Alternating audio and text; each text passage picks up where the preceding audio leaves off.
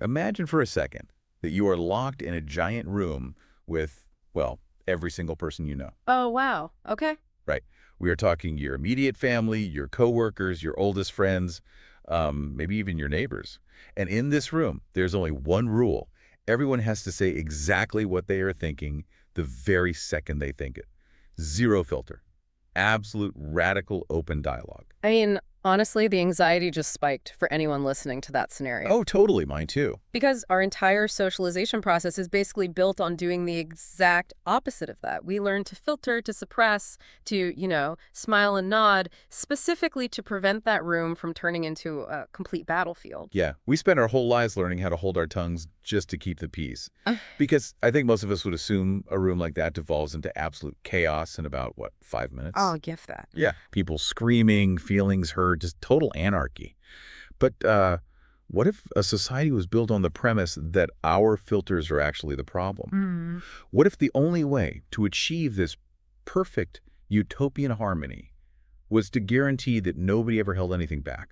It really challenges a very foundational assumption we make about human nature, because we tend to believe that total freedom of expression and, total societal peace, that they're mutually exclusive. Can't have both. Exactly. You either have strict rules about what can be said to maintain order, or you have total free speech and you just have to accept a certain level of chaos. But the framework we're looking at today argues that this is just a false dichotomy. Okay, let's unpack this. Today we are taking a deep dive into a text written back in 2009 by a man named Xu Feng, and it serves as a blueprint for a utopian community called Lifechanyuan. Specifically, we are looking at his detailed framework for creating an environment of flawless, open dialogues. We want to figure out how this community attempts to balance the ultimate individual freedom to say literally whatever you want with this conflict-free harmony. And just to set the baseline for you listening, we are approaching this text purely as an analytical exploration. Yes, definitely. The source material contains some very strong spiritual claims and utopian ideals, and our goal isn't to debate the theology of Lifechanyuan or endorse any specific worldview. We're totally impartial here. Right, rather we are analyzing the mechanics of it. We're looking at the psychological engineering at play and just dissecting how this proposed communication system is actually supposed to function on a human level. Because whether you are trying to manage a team of remote software developers, or you're just trying to survive your extended family group chat during the holidays. Which is a challenge in itself. Oh, absolutely. But the mechanics of how people communicate, and more importantly, how they handle conflict, is universally relevant. So let's just start with the context here. The text paints a picture of Lifechanyuan as a literal paradise. Yeah, the author describes it as a home without marriage and family.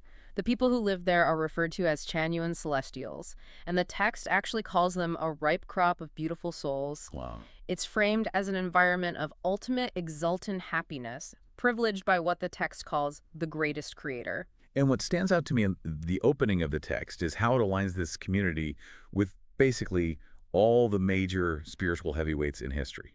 Like, the author claims that this paradise mirrors the environments cultivated by Jesus Christ, Buddha, Celestial Lao Tzu, and the Prophet Muhammad. It's quite a list. It is. It describes these spaces as being completely free of oppression, exploitation, deception, and idolatry. They are essentially assembling this all-star team of spiritual harmony to validate their model. And invoking those figures, it serves a really specific rhetorical function. The text is establishing that the ultimate goal of all these major religious philosophies was, at its core, a harmonious human existence. But then Xu Feng makes this really sharp pivot. Right. He argues that the absolute prerequisite for this kind of divine harmony isn't just prayer or meditation, it is an environment of open dialogue. Which is wild because they raise the stakes of free speech to this cosmic level. Yeah. Like, this isn't just about having good manners or making sure everyone feels heard, some corporate retreat. No, not at all. If we connect this to the bigger picture, the text posits that where there is oppression, there is misery and resistance. Yeah. It argues that a lack of open dialogue directly breeds severe inequality and, grade differentials. But the most striking claim is that in places where people dare not talk openly, covert ghosts find hiding places. Covert ghosts.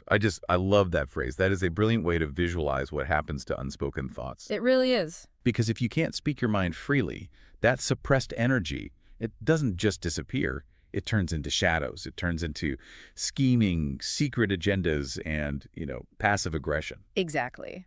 That suppressed energy becomes the rot that destroys a community from the inside. The text explicitly says that only by creating an environment of absolute free expression can they eliminate the false, the evil, and the ugly. Wow. It's the mechanism to stop careerists and schemers from taking root.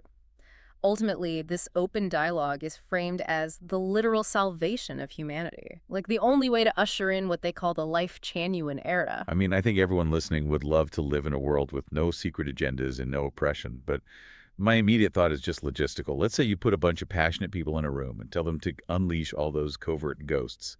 Human nature dictates that someone is going to try to take charge, or people will just start yelling at each other. Right, it seems inevitable. So how does this blueprint prevent a hierarchy from immediately forming? Well, their answer to governance is, paradoxically, non-governance.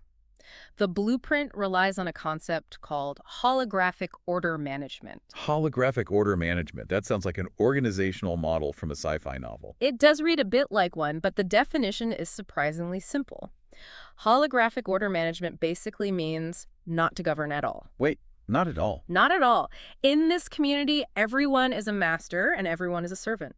There are no superiors and no inferiors. There is only a division of labor. Okay, so if I'm trying to visualize this, it's like a flat hierarchy tech startup taken to the absolute extreme. Yes. But even in a flat startup, somebody is still, keeping an eye on productivity. If nobody is in charge, how does the community avoid the bystander effect? How does anything actually get done? So the foundational rule of this holographic management is that everyone simply minds their own business.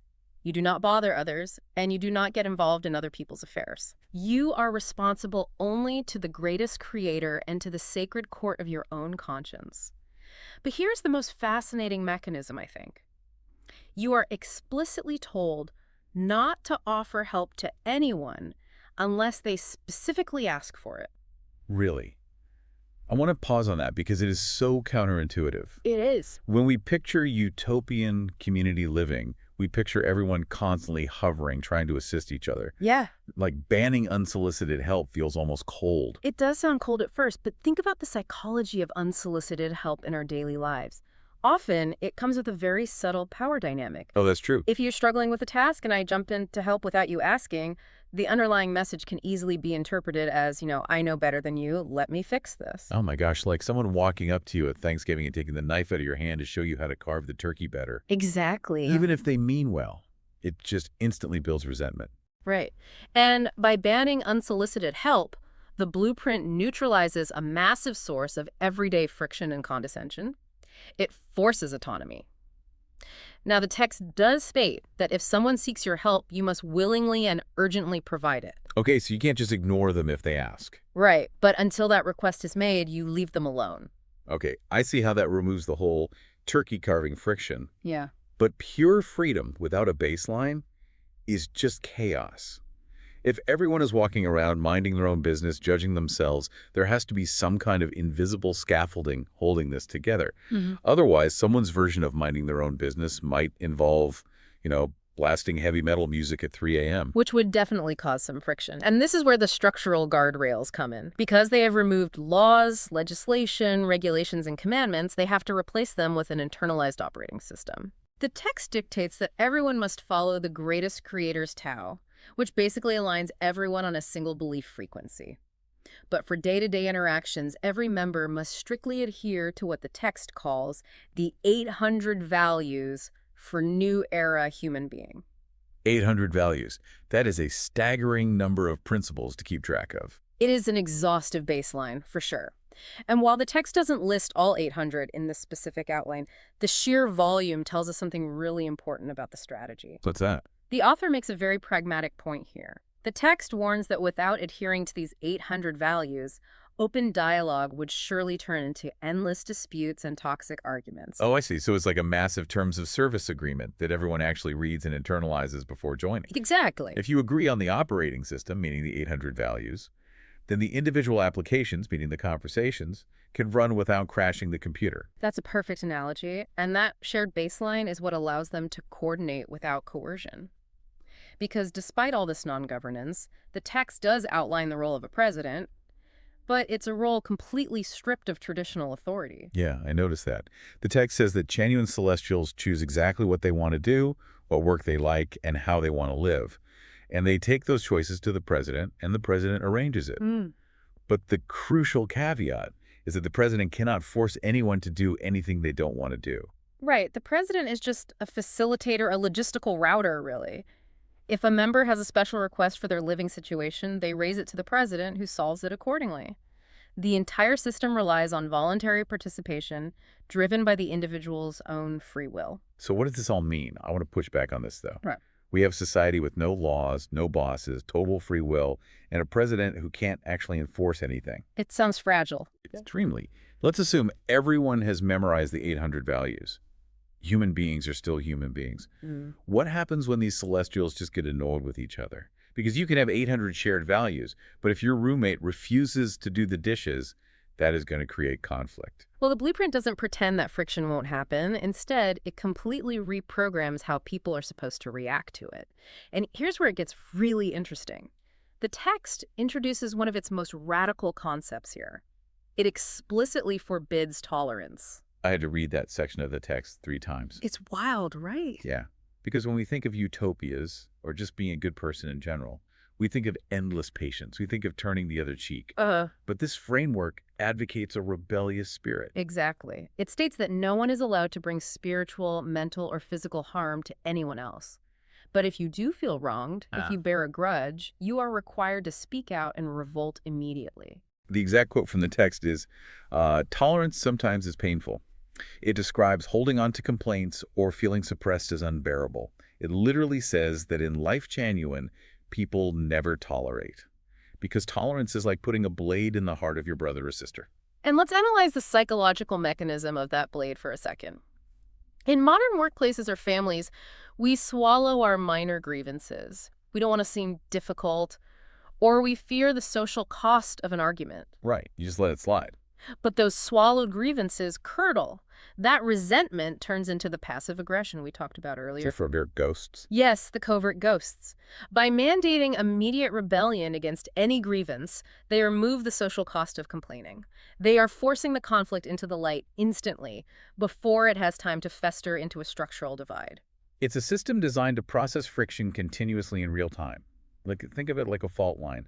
Instead of letting tectonic pressure build up for decades until it causes a catastrophic earthquake. You force thousands of tiny daily microtremors. Exactly. That makes logical sense. Yeah. But practically, if everyone is commanded to immediately complain the second they feel slighted, I would imagine this place sounds like the worst internet comment section of all time. It does sound exhausting. Right. Just a constant barrage of grievances like, Yeah. You didn't do the dishes, you looked at me weird. How does the community survive that level of constant critique? They survive it because of a genius counterbalance.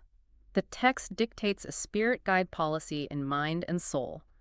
It states that while everyone is encouraged to convey their heartfelt feelings, you are strictly forbidden from instructing or teaching others from a superior position. Meaning you cannot belittle anyone's IQ. Right. It goes much further than just not insulting someone. It mandates a state of extreme intellectual humility. The text says, people have to know that the stupidest person is oneself. I love the visual of that so much. Imagine trying to use a social media platform where the rules dictate you must post your complaints instantly. You cannot suppress your anger. But the platform physically prevents you from acting like you are smarter than the person you are arguing with. You have to genuinely assume you have the lowest IQ in the digital room while you make your point. That restriction completely neutralizes the arrogance that makes modern arguments so toxic. Radical honesty is incredibly destructive when it is paired with ego. Oh, absolutely. When you tell someone they are wrong because you think you are smarter than them, you trigger their defensive instincts instantly. But radical honesty paired with radical humility creates a totally different dynamic. You are expressing your pain or your grievance, but you aren't claiming moral or intellectual superiority while doing it. You are simply stating a vulnerability. You are basically saying, I might be the dumbest person here, but it really hurts my feelings when you leave your dishes in the sink. It completely defangs the confrontation. It does, and they extend this philosophy of total, unfiltered expression to their digital spaces as well. The blueprint governs the Lifechanyuan website with what might be the ultimate anti-censorship policy. Yeah, the text states that as long as you are a Chanyun Celestial, you can express whatever you want on their website. And absolutely no one is allowed to delete the heartfelt feelings of another member. No matter what it is. Right. Even if the post is, and I quote from the text here, ridiculous, absurd, naive, or rebellious. And anyone who has ever moderated an online forum knows that the instinct is always to delete the absurd trolls to keep the peace. Of course. But this text says no. You leave the ridiculousness up for everyone to see. You don't hide the messiness of human thought. But I would assume leaving the trolls up just encourages more trolling, doesn't it? The framework argues the exact opposite. Deleting the post would be an act of oppression. And as we established at the beginning, oppression violates the core premise of their paradise and creates those covert ghosts. Oh, I see. That actually makes sense. If you delete my absurd post, I don't magically stop believing it. Right. Doesn't change your mind. No, I just feel persecuted. I go find a dark corner of the internet to whisper it to someone else who also feels persecuted, and suddenly we have an echo chamber of covert ghosts. But by leaving it in the light, it just exists as an absurd thought, without the fuel of censorship to make it dangerous. Exactly. Let's look at this from the flip side, too. We've talked a lot about friction and complaints, but what happens when things go well?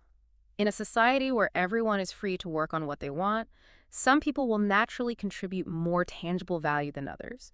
Someone might build a better irrigation system or, design a beautiful building.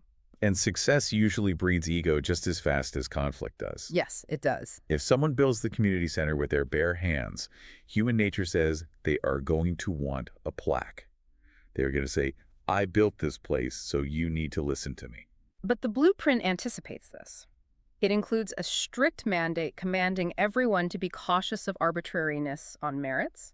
The text states that when members make great contributions by constructing Lifechanyuan, they are merely paying back their own past karmic debts. They are accumulating wealth in heaven for themselves. It's just settling your own tab. Exactly. The text explicitly says that your achievements cannot be called good deeds that give you leverage over the rest of the community. You cannot use your success to instigate, act overbearing, or boss others around. Any arrogant remarks based on past merits must be actively resisted by the community.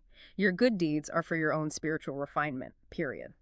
So you build the hospital, but you don't get your name on it, and you certainly don't get to tell people to wipe their feet when they walk in. Yep. You just get the internal satisfaction of knowing you paid off your spiritual debt.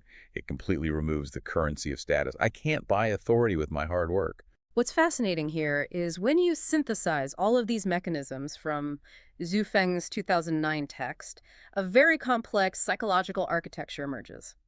The summary at the end of the text lays out the ultimate goal. They want an environment that has a unified will, but where individual hearts are delighted.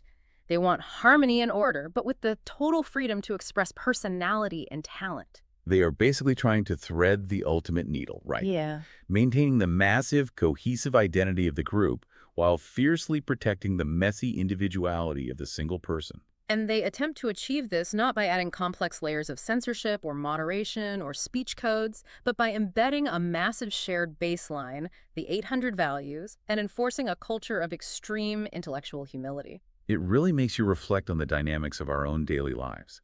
Like, for those of you listening, think about the environments you navigate every day. Whether you're managing a team across different time zones, trying to survive a heated family group chat, or just scrolling through internet forums. We deal with this everywhere. We do. We are all constantly exhausted by this tension. The struggle between wanting everyone to feel completely free to express themselves and desperately wanting to maintain a peaceful, productive environment. And the Lifechanyuan text forces us to look at the invisible assumptions we make in those spaces. It challenges the idea that rules restricting speech are the only way to maintain order. It suggests that order can also be maintained by restricting ego. Restricting ego instead of restricting speech. If you strip away the ability to be arrogant, the ability to claim you're smarter, and the ability to hold grudges, well, does the need for censorship disappear entirely? It's a fascinating thought experiment that pushes back against almost every instinct we have for community management. It totally shifts the burden of peace from what we're allowed to say to how we view ourselves when we say it. I want to leave you with a final thought to mull over today. Yeah. Think back to that giant room we talked about at the very beginning, the room with everyone you know, where everyone says exactly what they are thinking. The scary room. The terrifying room. If you were tasked with building a community from scratch today, and you had to keep the peace in that room, which lever would you choose to pull? Would you prioritize writing strict rules about what people are allowed to say to each other? Or would you try the Lifechanyuan approach and force a rule where everyone must assume they have the lowest IQ in the room? Which one actually prevents the riot? It is a question that might completely change how you view your next argument. Definitely. Thanks for taking this deep dive with us today.